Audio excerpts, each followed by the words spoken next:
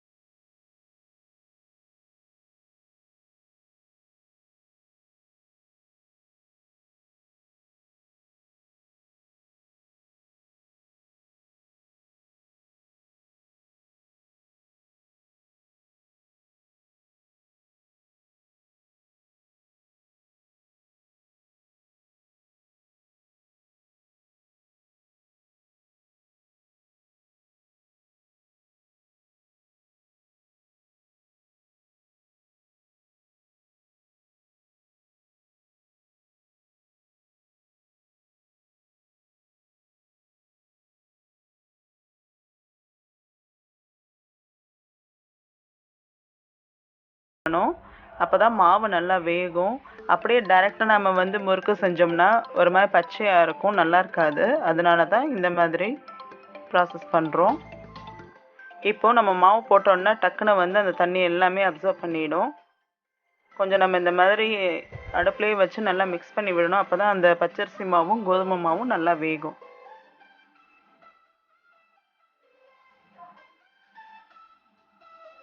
ஒரு 7 நிமிஷம் கிட்ட நான் இதை நல்லா மிக்ஸ் பண்ணி அடுப்பை ஆஃப் பண்ணிட்டேன். இப்போ இந்த மாவு நல்லா ஆறட்டும். இப்போ இந்த மாவை ஒரு பிளேட்டில் மாற்றிருக்கேன். கொஞ்சம் லைட்டாக சூடாக இருக்குது. இப்போ சப்பாத்தி மாவு பதத்துக்கு நம்ம இதை பிசையணும்.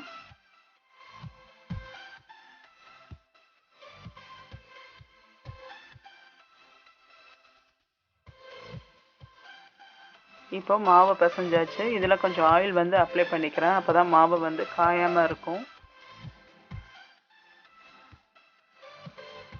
இந்த மாதிரி எல்லா பக்கமும் படுற மாதிரி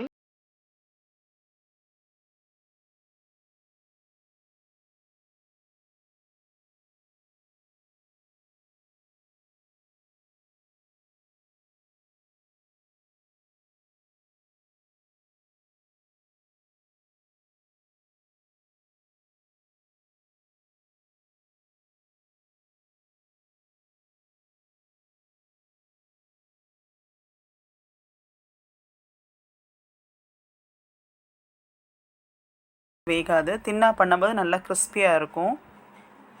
வீட்டில் குட்டீஸ்லாம் இருந்தாங்கன்னா அவங்கள இதை செய்ய சொன்னால் சூப்பராக செஞ்சு கொடுத்துருவாங்க. உங்களுக்கும் ஈஸியாக வேலை முடிஞ்சிடும்.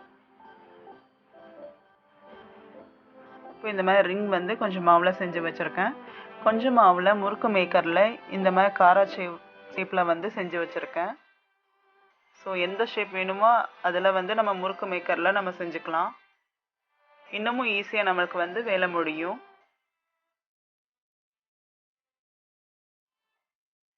அவ்வளோதான். இந்த மாதிரி நம்ம வந்து ஈஸியாக ப்ரெஸ் பண்ணி எடுத்துக்கலாம் எல்லா மாவையும்.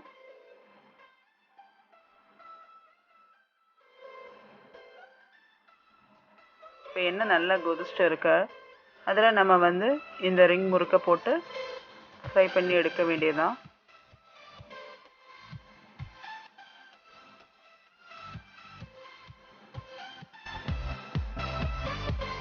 இப்போ 2 பக்கம் நல்லாவே ஃப்ரை ஆகிடுச்சு. அவ்வளோதான், நான் எண்ணெயிலேருந்து எடுத்துடுறேன். நம்மளுடைய சூப்பரான ரிங் முறுக்கு ரெடி ஆகிடுச்சு.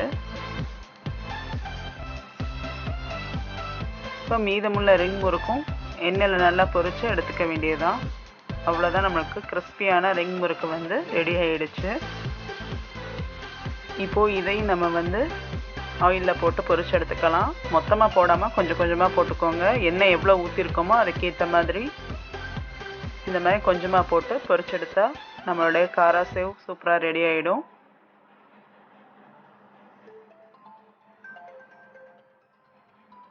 எண்ணெயில் எதுனாலும் போட்டோன்னா உடனே வந்து கலக்கி விடக்கூடாது. ஒரு 2-3 நிமிஷம் கழித்து தான் கலக்கி விடணும், இல்லைன்னா போட்டது எல்லாம் உடஞ்சிரும். இப்போ 2-3 நிமிஷம் கழித்து நான் காராச்சேவ் எல்லா பக்கமும் வந்து எண்ணெய் படுற மாதிரி நான் மிக்ஸ் பண்ணி விடுறேன். எண்ணெயில் பபிள்ஸ்லாம் அடங்குனதுக்கப்புறம் நம்ம போட்ட காராசேவ் வந்து எடுத்துடலாம். பாருங்கள், கிறிஸ்பியாக சூப்பராக ரெடியாக இருக்குது. பார்த்தாலே நம்மளுக்கு தெரியும். இப்போ நம்மளுடைய ரிங் முறுக்கும் காராசேவும் ரெடி. டக்குன்னு வந்து 10 நிமிஷத்தில் இதை பண்ணிடலாம். கோதுமை மாவில் பண்ணுறதால ரொம்பவும் ஹெல்த்தியும் கூட. நம்ம வீட்டிலேயே எதுனாலும் செஞ்சு சாப்பிட்றது ரொம்ப நல்லது. வெளியில் என்ன யூஸ் பண்ணுவாங்கன்னு தெரியாது. அதனால் நம்ம வீட்டிலேயே நம்ம இந்த மாதிரி டக்குன்னு செஞ்சு சாப்பிட்டுக்கலாம். பாருங்கள், நல்லா கிறிஸ்பியாக இருக்குது.